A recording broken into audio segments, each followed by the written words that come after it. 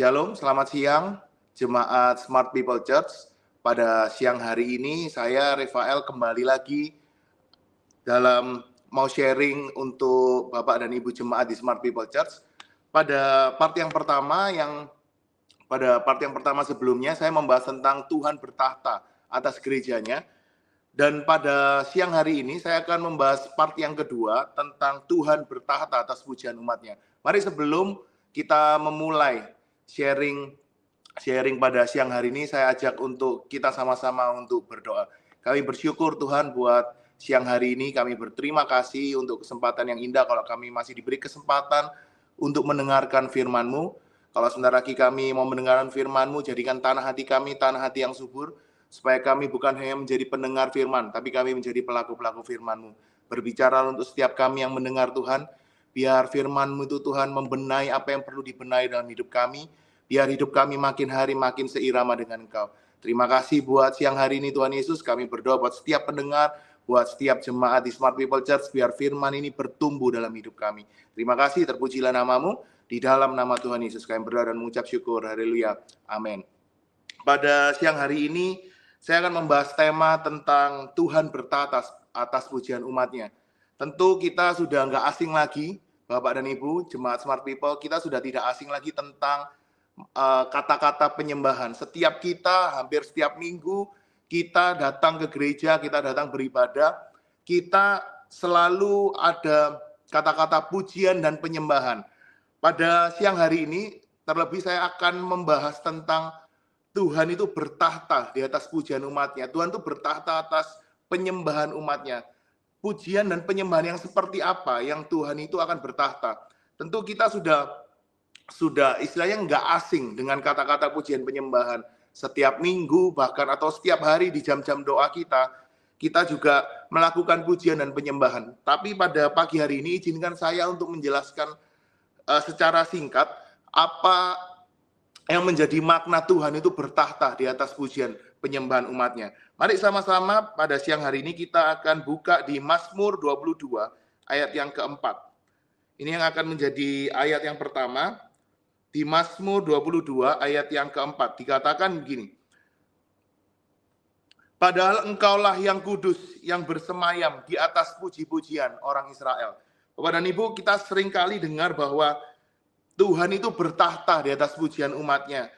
Nah, pujian yang seperti apa, Bapak dan Ibu? Karena itu pada siang hari ini, kita akan sama-sama belajar bahwa saya mau menjelaskan untuk yang pertama, bahwa ketika kita bernyanyi untuk Tuhan, itu bukan berarti itu kita sedang menyembah. Jadi, Bapak dan Ibu, ketika kita ngomong kita sedang bernyanyi, itu beda dengan kita menyembah Tuhan.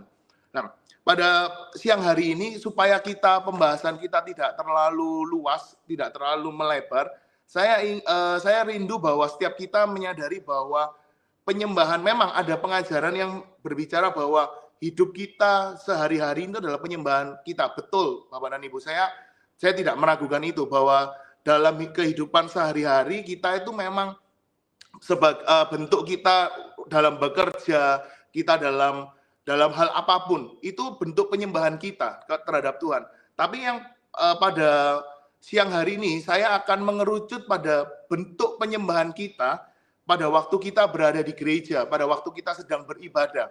Karena itu, Bapak dan Ibu, saya bukan tidak setuju dengan pernyataan bahwa hidup kita, keseharian kita itu adalah bentuk penyembahan kita ke Tuhan. Tentu saya setuju bahwa setiap kita itu pada waktu kita beraktivitas di luar jam-jam gereja itu adalah bentuk penyembahan kita. Tapi pada siang hari ini supaya pembahasannya tidak terlalu melebar, kita akan mengerucut pada bentuk penyembahan kita kepada Tuhan pada waktu kita ibadah. Pada Bapak dan Ibu, kita dengar di Mazmur 22:4 bahwa Tuhan itu bersemayam di atas puji-pujian umatnya. Tuhan bersemayam, kalau dalam bahasa Indonesia tulisannya bersemayam, tapi ada dalam terjemahan lain itu dikatakan Tuhan bertahta atas pujian umatnya. Bapak dan Ibu, seringkali kita mengasumsikan ketika kita itu sudah bernyanyi untuk Tuhan, itu kita sudah melakukan penyembahan. Bapak dan Ibu, ada hal yang berbeda antara kita bernyanyi dengan kita menyembah. Kan tentu saja mungkin kita setiap hari kita ada di jalan sedang nyetir motor, entah itu nyetir motor atau entah itu nyetir mobil, kita bernyanyi untuk Tuhan sekedar cuma karena kita supaya mengiringi kita ke tempat kerjaan atau kemanapun tempat di mana kita mau tuju, kita seringkali nyanyi, seringkali kita hanya nyanyi menggumam di jalan. Tapi saya mau katakan bahwa belum tentu pada waktu kita itu menyanyi itu kita sedang menyembah Tuhan. Karena saya percaya bahwa penyembahan itu adalah relasi, Bapak dan Ibu. Penyembahan itu adalah bentuk kita berelasi dengan Tuhan. Kalau kita selama ini seringkali berpikir bahwa kalau kita menyanyi itu seringkali kita berpikir, oh kita ini sudah menyembah Tuhan. Bapak dan Ibu, tolong kita hold dulu pemikiran kita, mari kita pikir ulang, apakah kita selama ini itu hanya bernyanyi atau selama ini kita sudah menyembah sama Tuhan. Karena Tuhan jelas dikatakan di Mazmur, Tuhan bersemayam, Tuhan bertahta atas pujian umatnya. Pujian yang seperti apa? Yang kita bisa klasifikasikan sebagai itu memang benar-benar pujian dan penyembahan untuk Tuhan. Karena itu Bapak dan Ibu, seringkali kita terjebak bahwa kita pikir kita sudah pada waktu perjalanan dari rumah ke tempat yang kita tuju, kita tuh sudah menyembah Tuhan. Tahan dulu Bapak dan Ibu, karena belum tentu kita tuh sedang menyembah Tuhan. Karena mungkin kita pada waktu kita jalan pergi ke tempat yang mau kita tuju, entah itu tempat kerjaan kita atau kemanapun, kita tuh menyanyikan dalam tanda kutip bukan lagu penyembahan untuk Tuhan, tapi kita menyanyikan lagu pujian untuk menyenangkan diri kita sendiri. Karena esensi penyembahan itu bukan untuk diri kita terus yang dipuaskan, tapi ada satu pribadi yang bertahta di atas pujian penyembahan kita, yaitu Tuhan. Jadi Bapak dan Ibu tolong bedakan kita menyembah dengan menyanyi. Terkadang dalam hidup kita itu ada banyak pujian, saya nyebutnya lagu Kristen. Kenapa? Karena terkadang ujung dari lagu-lagu itu bukan mengarahkan kita untuk lebih kenal siapa Tuhan, tapi itu hanya untuk mengekspresikan emosi kita. Terkadang kita cuma nyanyi lagu dalam tanda kutip, lagu-lagu Kristen itu hanya untuk menyenangkan emosi kita, tapi bukan untuk tertuju kepada Tuhan. Contoh, mungkin hari-hari ini kita sedang menghadapi suatu masalah tertentu, dan itu rasanya membuat kita tuh berbeban sangat berat. Di perjalanan kita, lalu kita menyanyikan suatu lagu dan kita akhirnya meneteskan air mata. Yang perlu kita sadari, hari itu, pada pagi itu, atau mungkin siang itu, di keadaan itu, kita itu sedang menangis karena kita saking beratnya permasalahan kita, atau kita sedang menangis, kita sedang terharu dengan Tuhan, Engkau tuh luar biasa, Engkau baik. Jadi hari ini kalau kita korelasinya antara menangis dan penyembahan itu seringkali kita, kalau orang itu dalam penyembahan menangis atau terharu itu pasti ketemu Tuhan. Kita nggak bisa langsung serta-merta ngomong, kalau orang nangis itu pasti ketemu Tuhan. Enggak Bapak dan Ibu, karena seringkali kalau kita boleh jujur, pada waktu ada di momen penyembahan, di momen kita nyanyi, kadang itu hanya ada di emosi kita, karena emosi kita lagi tertekan, kita mungkin lagi ada banyak masalah dan kita nyanyi lalu kita terharu. Kita karena saking beratnya kita nggak bisa melampiaskan emosi kita, akhirnya karena kita terbiasa setiap minggu kita itu nyanyikan lagu-lagu pujian, akhirnya kita terbiasa menyanyikan lagu itu, lalu kita terharu. Yang jadi pemahamannya gini, apakah kita terharu benar-benar karena penyertaan Tuhan, karena Tuhan yang luar biasa yang menyertai kita, atau kita sedang kalau orang Surabaya ngomong, kita tuh sumpek, karena kita tuh sumpek menghadapi masalah kita. Karena itu perlu kita garis bawahi Bapak dan Ibu, kita pada siang hari ini kita belajar bahwa Tuhan tuh bertahta atas pujian yang seperti apa. Bapak dan Ibu, ketika Mazmur 22 ayat 4 dikatakan bahwa Tuhan tuh bersemayam di atas puji-pujian umatnya, tentu nggak lepas dari Tuhan ketika membawa bangsa Israel ini untuk keluar dari tanah Mesir. Ketika Tuhan membawa bangsa Israel ini keluar dari tanah Mesir, keluarlah 10 perintah Tuhan. Mari kita sama-sama baca di Keluaran 20, ayat yang pertama sampai yang ke-6. Di Keluaran 20, ayat yang pertama sampai yang ke-6, ke-10 firman. Lalu Allah mengucapkan segala firman ini, Akulah Tuhan Allahmu yang membawa engkau keluar dari tanah Mesir, dari tempat perbudakan. Jangan ada padamu Allah lain di hadapanku. Jangan membuat bagimu patung yang menyerupai apapun yang ada di atas, yang ada di langit di atas, atau yang ada di bumi di bawah, atau yang ada di dalam air di bawah bumi. Jangan sujud menyembah kepadanya atau beribadah kepadanya. Sebab aku, Tuhan Allahmu, adalah Allah yang cemburu, yang membalaskan kesalahan bapa kepada anak-anaknya, kepada keturunan yang ketiga dan keempat dari orang-orang yang membenci aku. Tetapi aku menunjukkan kasih setia kepada beribu-ribu orang, yaitu mereka yang mengasihi aku dan yang berpegang pada perintah-perintahku. Bapak dan Ibu, ini adalah salah satu ke-10 firman. Saya tidak membahas ke yang lainnya, ke-10-10-nya, tapi saya akan mengerucut pada perintah yang pertama dan kedua. Dikatakan bahwa yang perintah pertama, jangan ada padamu Allah lain di hadapanku, dan yang kedua, jangan membuat bagimu patung yang menyerupai apapun. Jadi Bapak dan Ibu, hari ini kalau kita baca ke-10 firman ini, kita tentu harus tahu kenapa sampai Tuhan itu membuat ke-10 firman, ke-10 perintah ini untuk bangsa Israel. Bapak dan Ibu, kita tentu tahu bahwa bangsa Israel ini sudah hidup di Mesir itu sudah lama banget. Dan tentu saja selama mereka hidup di Mesir, mereka itu melihat bagaimana bangsa Mesir ini menyembah dewa mereka. Jadi mereka benar-benar ketika mereka hidup di Mesir itu mereka, dalam tanda kutip, mereka sudah terbiasa dengan yang namanya penyembahan berhala. Dan mereka sudah terbiasa melihat bangsa Mesir ini mempersembahkan sesuatu untuk dewanya. Karena itu Bapak dan Ibu, ketika bangsa Israel ini dibawa keluar oleh Tuhan untuk pergi dari Mesir, Tuhan itu membawa ke bangsa Israel ini suatu aturan supaya mereka itu melupakan semua hal yang ada di belakang mereka. Salah satunya tentang penyembahan berhala. Karena mereka sudah terkontaminasi, mereka sudah melihat banyak hal tentang penyembahan berhala dalam hidup mereka. Karena itu ketika Tuhan membawa mereka keluar, hal yang esensi yang Tuhan lakukan untuk bangsa Israel adalah jangan membuat patung untuk disembah. Kenapa? Karena mereka paham benar. Karena mereka itu sudah paham tentang penyembahan, Bapak dan Ibu. Karena itu pada waktu Tuhan membawa bangsa Israel keluar, Tuhan itu atur hidup bangsa Israel. Tuhan itu mengatur kehidupan penyembahan bangsa Israel. Kenapa? Karena Bapak dan Ibu, seperti yang kita tahu bahwa bangsa Israel ini dipakai sama Tuhan menjadi bangsa percontohan untuk bangsa-bangsa di sekitarnya. Supaya bangsa-bangsa di sekitarnya yang tidak mengenal Tuhan, itu bisa kenal siapa Tuhan yang benar lewat suatu bangsa, yaitu bangsa Israel.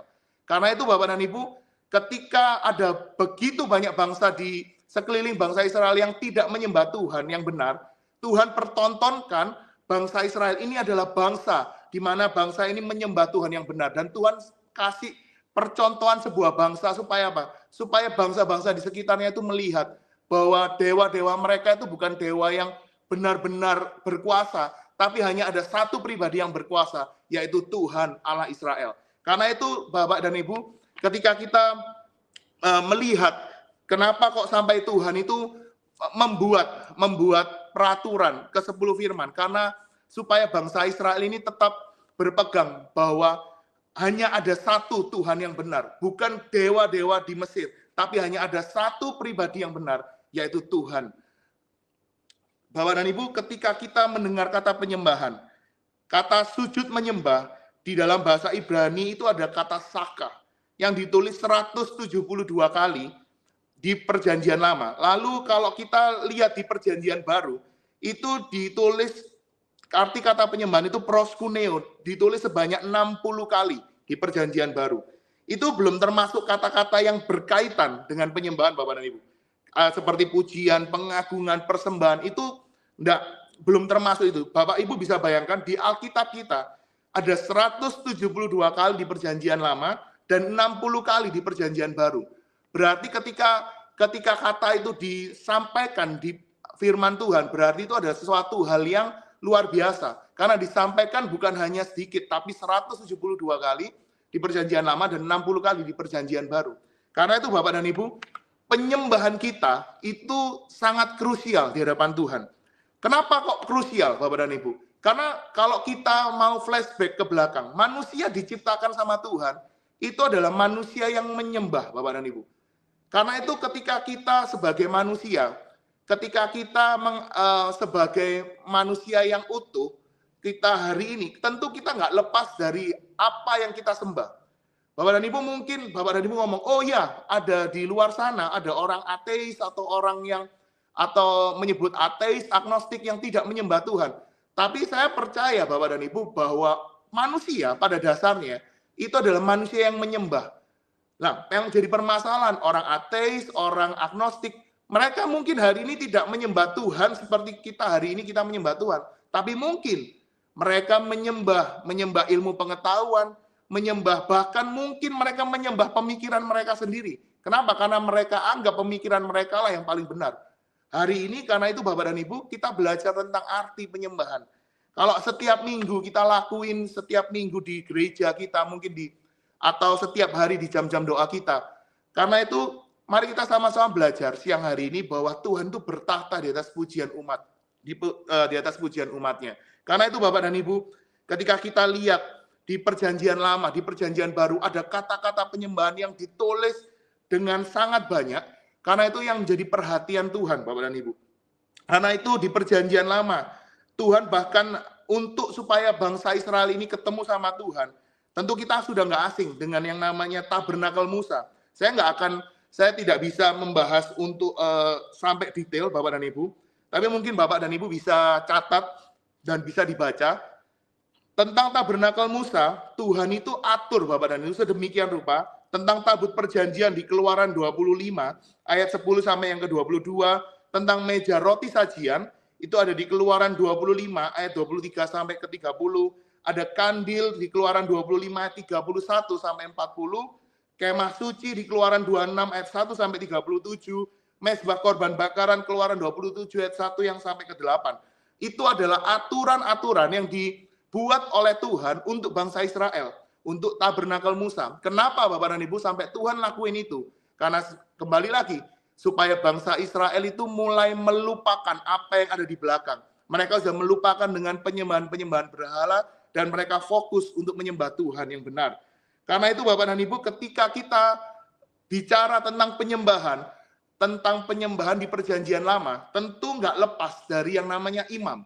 Kenapa? Karena yang mengatur, yang bisa merasakan di perjanjian lama itu hanya imam. Karena itu mari kita sama-sama baca di Keluaran 28 ayat 31 yang sampai ke 38. Ini adalah apa yang harus disiapkan oleh seorang imam, Bapak dan Ibu. Di Keluaran 28 ayat yang ke-31 sampai yang ke-38. Keluaran 28 ayat yang ke-31, haruslah kau buat gamis baju efod dari kain ungu tua seluruhnya. Lehernya haruslah di tengah-tengahnya, lehernya itu harus mempunyai pinggir sekelilingnya, buatan tukang tenun, seperti leher baju sirah haruslah lehernya itu, supaya jangan koyak. Pada ujung gamis itu haruslah kau buat buah delima dari kain ungu tua, kain ungu muda dan kain kirmisi, pada sekeliling ujung gamis itu, dan diantaranya berselang-seling giring-giring emas. Sehingga satu giring-giring emas dan satu buah delima selalu berselang-seling pada ujung gamis itu.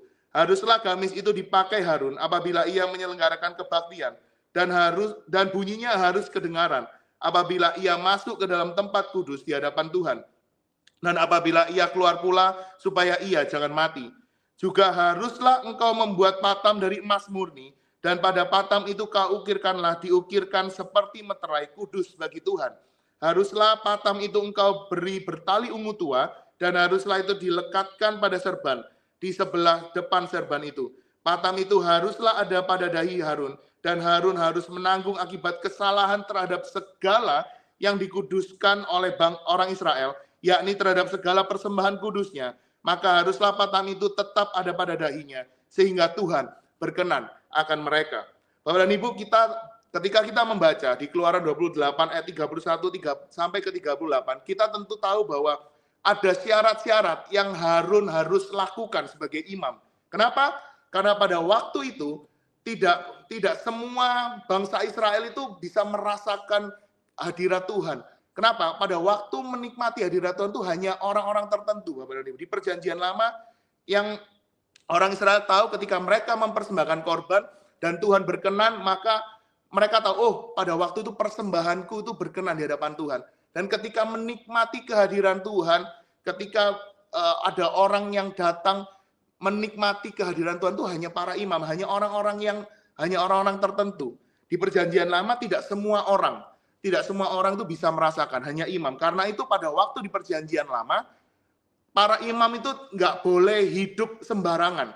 Kalau kita baca di Imamat 8 sampai yang ke-10, Bapak dan Ibu, di Imamat 8 ayat yang ke-8 sampai yang ke-10, kita akan lihat bahwa ada hal-hal yang tidak boleh dilakukan oleh para imam. Di Imamat 10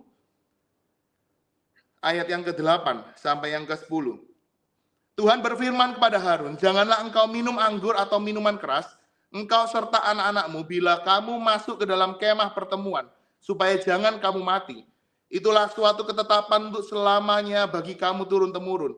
Haruslah kamu dapat membedakan antara yang kudus dengan yang tidak kudus, antara yang najis dengan yang tidak najis. Dan haruslah kamu dapat mengajarkan kepada orang Israel segala ketetapan yang telah difirmankan Tuhan kepada mereka dengan perantaraan Musa." Bapak dan Ibu, dengan jelas di firman Tuhan dikatakan bahwa ada syarat-syarat, bukan hanya apa yang Harun pakai, tapi cara hidup Harun pun harus diatur sama Tuhan. Kenapa? Karena Tuhan itu mau menyampaikan bahwa ketika kamu datang ke hadirat Tuhan, ketika kamu itu menghampiri Tuhan, itu kamu harus dengan yang terbaik dari apa yang bisa kamu lakuin. Karena itu Bapak dan Ibu, ketika apa yang harus Harun pakai diatur sama Tuhan, dan cara hidup Harun, imam tidak boleh minum anggur, tidak boleh minuman keras, tahu mana yang kudus dan yang tidak kudus. Itu dengan kata lain bahwa orang yang datang menghampiri Tuhan itu tidak bisa main-main. Imam tidak bisa hidup sembarangan, Bapak dan Ibu.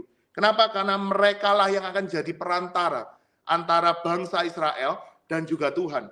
Karena itu Bapak dan Ibu, ketika kita melihat penyembahan di Perjanjian Lama, itu mungkin hari ini yang kita sudah hidup dalam masa anugerah, kita melihat wah betapa ribetnya, mungkin betapa wah kok sampai kayak segitunya.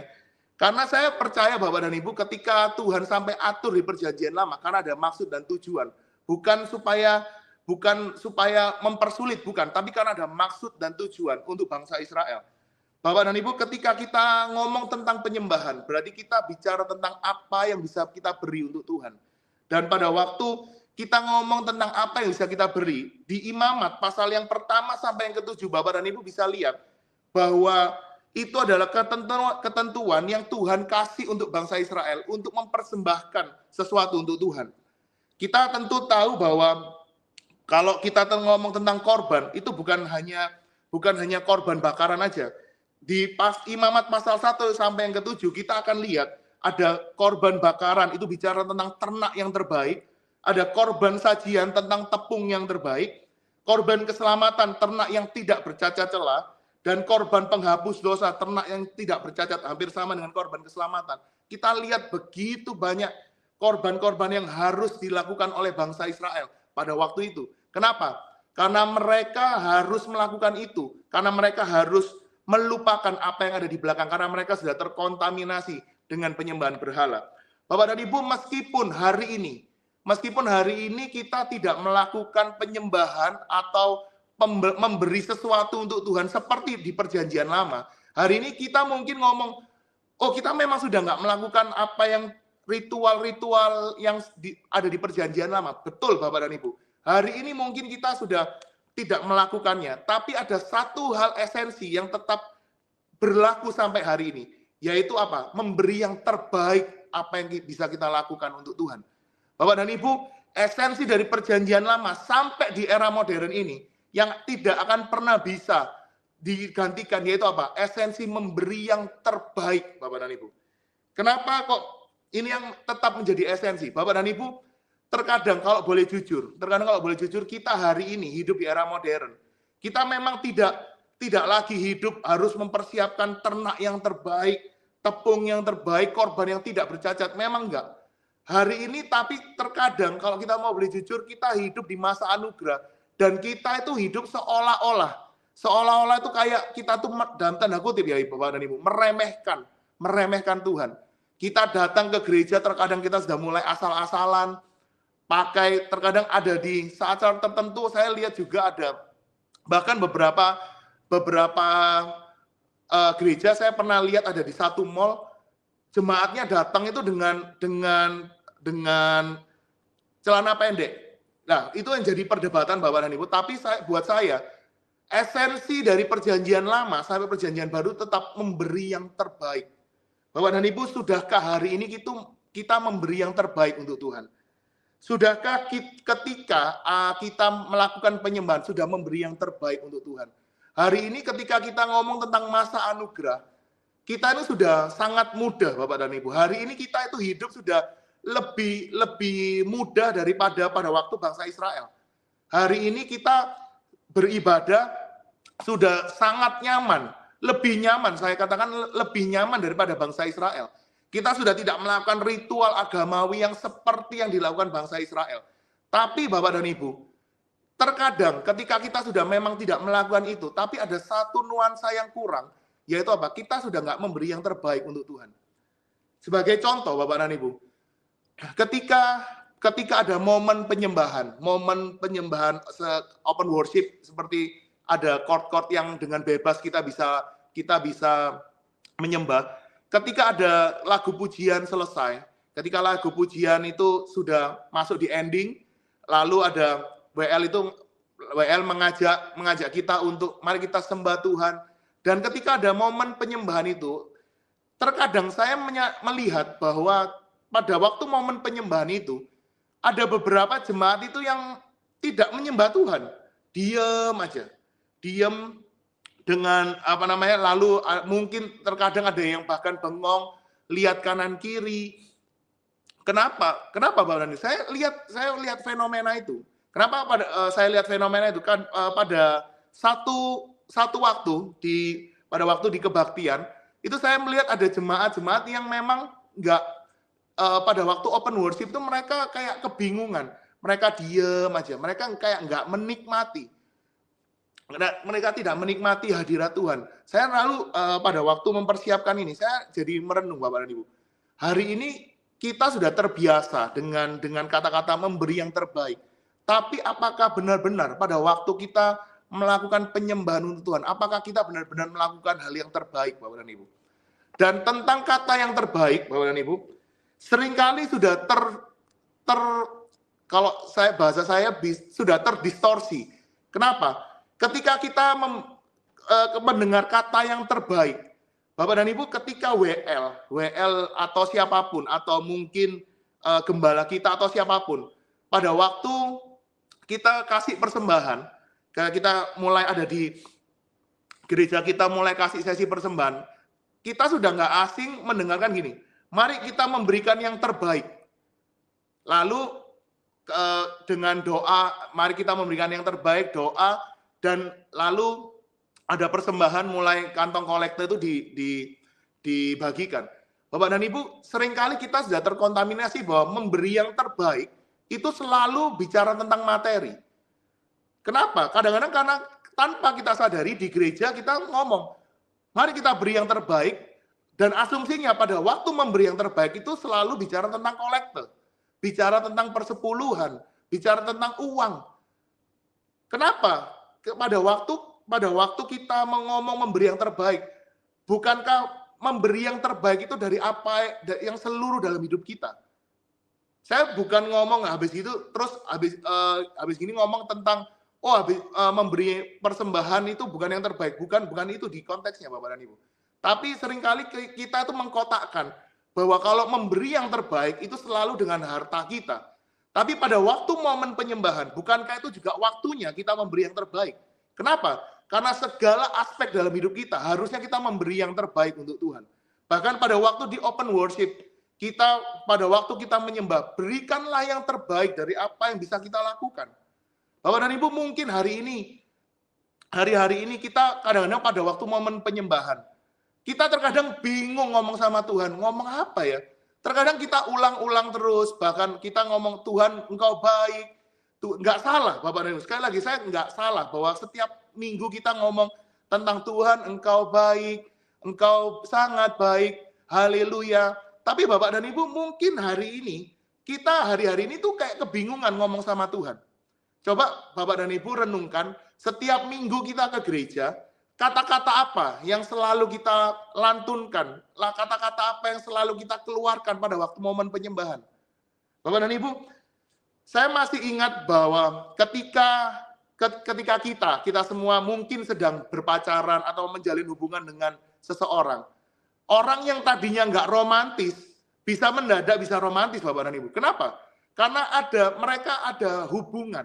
Orang yang nggak romantis, yang nggak bisa bikin puisi, mendadak mungkin karena ada satu momen tertentu sama pasangannya, mungkin itu mereka juga nggak buat secara sendiri, mereka cari di Google, tapi bahkan di momen itu mereka bisa mendadak bisa mengekspresikan cintanya untuk pasangannya.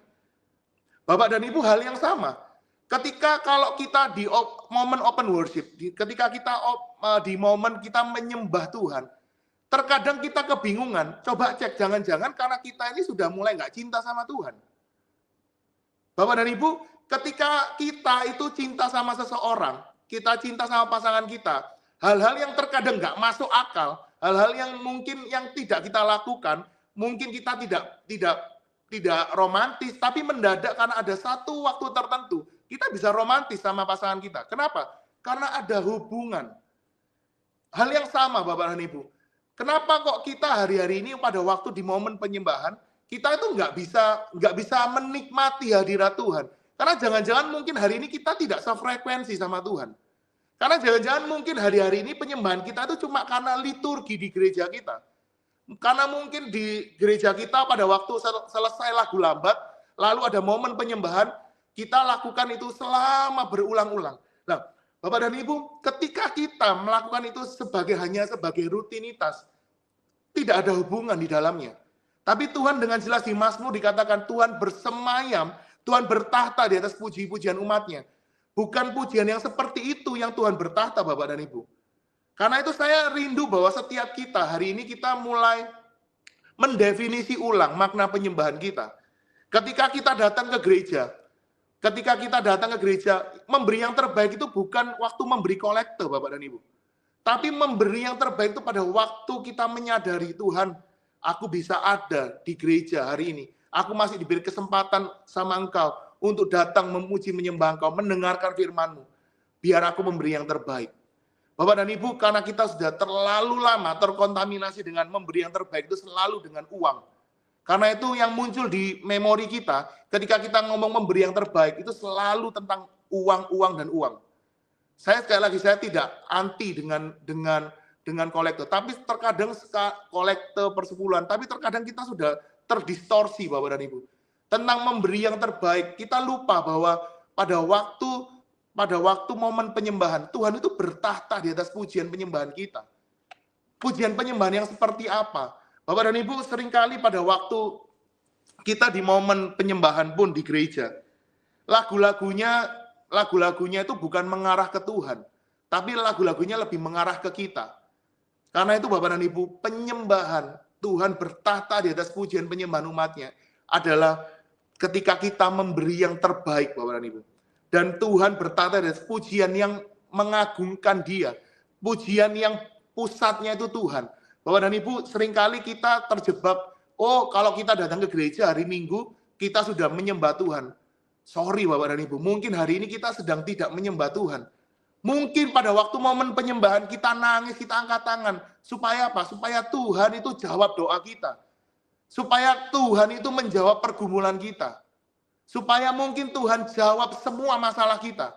Bapak dan Ibu, kita pada waktu penyembahan, mungkin kita bisa menangis, bukan menangis karena kebaikan Tuhan, atas apa yang sudah Tuhan lakuin.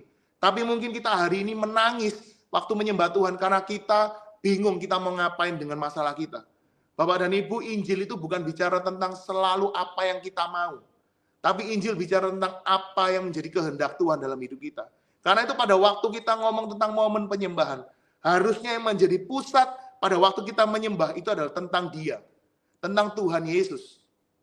Karena itu Bapak dan Ibu, ketika kita ngomong tentang penyembahan, Tuhan bertahta di atas pujian penyembahan umatnya. Itu adalah bicara tentang kita memberi yang terbaik dari apa yang bisa kita lakuin. Hari ini ketika kita mungkin menghadapi masalah, ketika kita mungkin menghadapi pergumulan, Bapak dan Ibu, tapi ketika pada waktu pujian penyembahan, pada waktu WL menyanyikan lagu Sebab Kau Besar, Perbuatanmu Ajaib, ketika mungkin hari ini kita sedang bergumul dengan masalah kita, tapi ada pujian Sebab Kau Besar, Tuhan, aku mau mengangkat tangan, bukan karena masalahku, tapi karena aku tahu bahwa Engkau itu teramat sangat besar untuk hidupku. Bapak dan Ibu, itu hal yang beda. Ketika kita menangisi masalah kita karena kita bingung, tapi atau karena kita sadar bahwa Tuhan yang kita sembah itu adalah Tuhan yang besar. Mungkin Bapak dan Ibu ketika engkau melakukan pujian penyembahan, masalahmu memang belum dijawab sama Tuhan. Mungkin memang masalahmu belum selesai. Tapi ketika engkau datang ke Tuhan memberikan penyembahan yang terbaik untuk Tuhan, masalahmu mungkin belum selesai, tapi imanmu berkobar-kobar karena engkau tahu pada waktu engkau pulang dari gereja atau pulang dari komunitas tempat di mana Bapak dan Ibu tergabung, engkau punya iman, oh ya aku punya Tuhan yang besar, karena itu aku nggak perlu khawatir. Karena itu Bapak dan Ibu, hari ini kita mungkin sudah terlalu lama kita terdistorsi tentang makna memberi yang terbaik. Karena itu Bapak dan Ibu, Tuhan bertahta di atas pujian umatnya, tapi tidak semua pujian kepada Tuhan itu mengarah kepada Tuhan. Karena mungkin hari ini coba kita cek ujung dari nyanyian kita yang sehari-hari kita nyanyikan. Ujungnya itu untuk selalu untuk kita, dan kita. Saya, dan saya. Atau ujungnya semua itu untuk Tuhan, Bapak dan Ibu. Karena itu, Bapak dan Ibu, saya mau katakan bahwa penyembahan itu bukan alat sogokan untuk Tuhan. Penyembahan itu bukan alat yang kalau kita menyenangkan hati Tuhan, lalu Tuhan memberkati kita secara berlimpah-limpah. Saya rindu bahwa ketika kita datang ke gereja, kita datang menyembah Tuhan, kita tidak perlakukan Tuhan itu seperti, maaf kata, seperti gunung kawi. Alat pesugihan untuk kita. Sudah berapa lama Bapak dan Ibu kita mendengar hamba Tuhan atau siapapun yang khotbah, kalau kamu sumpah, kalau kamu ada masalah, datang ke Tuhan, Tuhan pasti memberkati kamu. Bapak dan Ibu, jangan pergunakan momen penyembahan itu untuk memperkaya dirimu, supaya kamu dapat jawaban Tuhan, supaya kita terima jawaban atas masalah-masalah kita. Bapak dan Ibu, momen penyembahan itu adalah momen di mana kita merasakan Tuhan secara pribadi. Tuhan bicara dengan kita secara intim. Karena itu Bapak dan Ibu, ketika kita pakai penyembahan itu sebagai alat sogokan untuk Tuhan, ketika kita pakai mungkin penyembahan itu sebagai alat, dalam tanda kutip, alat pesugihan untuk kita sedang lari dari jalurnya Tuhan. Bapak dan Ibu, saya percaya bahwa Tuhan itu sudah memberkati setiap kita. Ketika dia di atas kayu salib, dia bicara sudah selesai, dia sudah menyelesaikan semua hal untuk kita. Karena itu Bapak dan Ibu, ketika kita datang menyembah dia, kita datang bukan supaya masalah kita tuh cepat selesai, bukan. Tapi karena kita menyadari bahwa hanya Tuhan yang layak menerima semua penyembahan kita. Hanya Tuhan yang layak menerima semua rasa kagum kita. Bapak dan Ibu, ketika kita datang ke gereja, masihkah kita itu punya perasaan kagum? Masihkah kita punya perasaan kita bersuka cita ketemu sama Tuhan? Atau jangan-jangan momen penyembahan itu jadi momen yang membosankan untuk Bapak dan Ibu? Saya tidak bisa menjawabnya, tapi coba Bapak dan Ibu renungkan hari-hari ini. Ketika ada momen penyembahan di gereja kita, di komunitas kita, masihkah momen itu menjadi momen yang kita bersuka cita, di mana kita bisa menyampaikan isi hati kita untuk Tuhan? Kita bisa menyampaikan rasa cinta kita untuk Tuhan, atau itu jadi momen yang membosankan untuk Bapak dan Ibu? Bapak dan Ibu, mari kita sama-sama mulai merubah konsep kita tentang penyembahan. Bahwa Tuhan itu bertahta atas pujian penyembahan umatnya. Tapi bukan penyembahan yang mengacu pada diri kita. Tuhan bertata di atas pujian penyembahan umatnya, ketika pujian umatnya itu hanya memuliakan Dia. Karena itu Bapak dan Ibu, saya akan tutup mari kita sama-sama baca di Sefanya 3 ayat 15 sampai yang ke-17.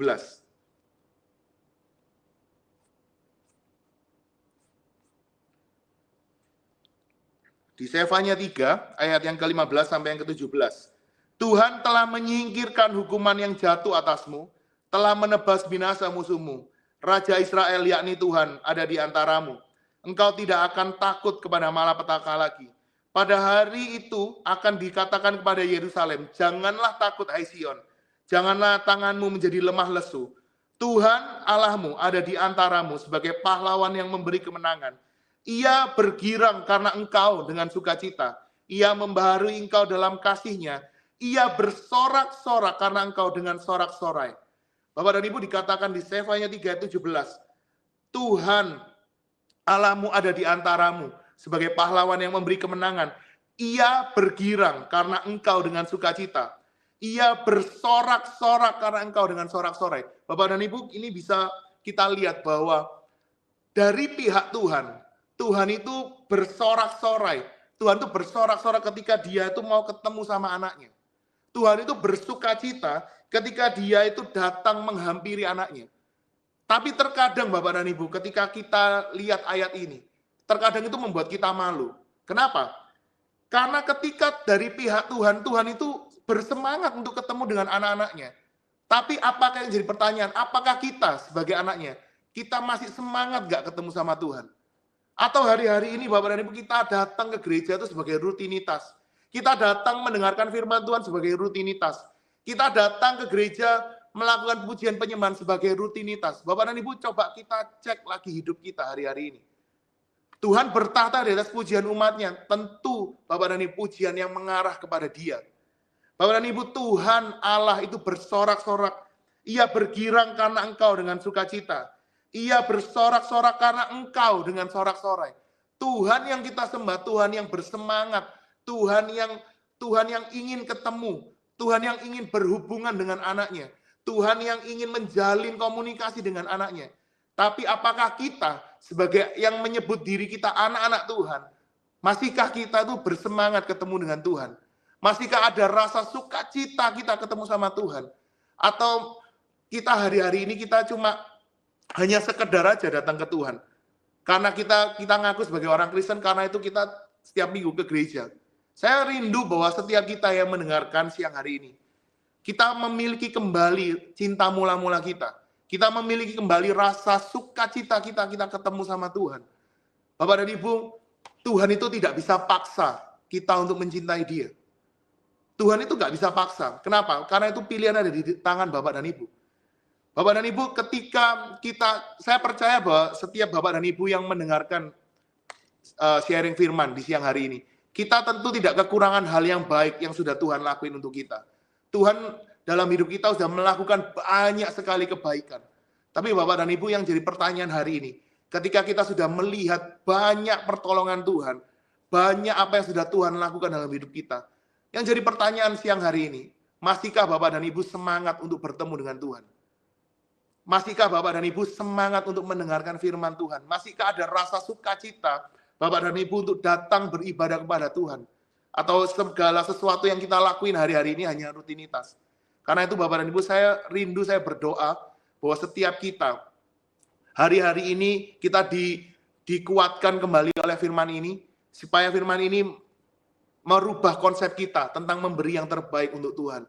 Bapak dan Ibu, saya rindu ketika hari-hari ini ketika Bapak dan Ibu datang beribadah ke Tuhan, Bapak dan Ibu tetap menemukan sukacita. Kenapa? Karena Tuhan itu bersorak kegirangan ketemu dengan Bapak dan Ibu. Tuhan itu selalu ingin bertemu dengan anak-anaknya.